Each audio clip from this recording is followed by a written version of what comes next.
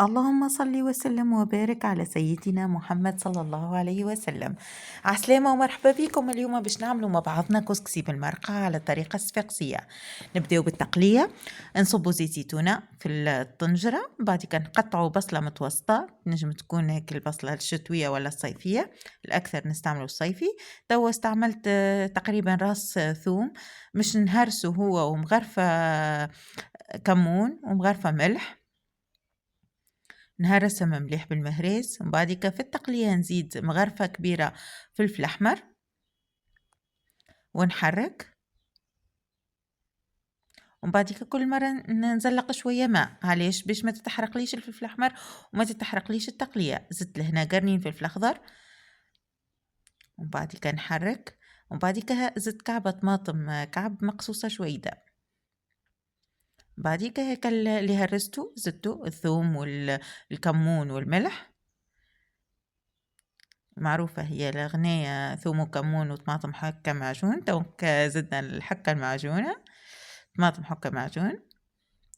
وتو باش نزيدو مغرفة صغيرة فلفل كحل، مغرفة صغيرة كركب، باش نخليو التقلية متاعنا تتقلى. ونمشيو توا نفوحو الحوت اللي باش نشويوه. عندنا نوعين متاع حوت، 3 كعبات باش نشويهم و3 كعبات باش نقليهم بالحليب والفرينة، ولا بالعظم والفرينة، كل واحد شي يعمل.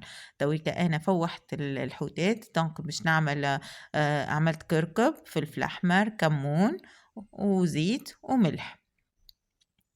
توا باش ندهنهم مليح، وبعديكا باش نشويهم في الطاوة. انا مش باش نشويهم على الكانون، اما تنجموا تشويهم على الكانون.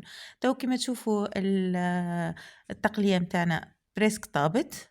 تو باش نهزو جزء منها في صحن وقرينات الفلفل هذه باش ناكلوها وحده ولا نزينوا بيه الكسكسي. وبعديكا باش نسقي تقريبا ب 600 مليلتر ماء. انا باش نستعمل كسكسي اكسبريس.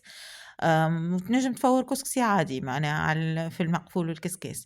توا رميت كعيبات الحوت كيف ريت مرقتي نورت، وانا هيك من الفقاعات ظهروا، وانا نرمي الحوت متاعي اللي باش يطيب.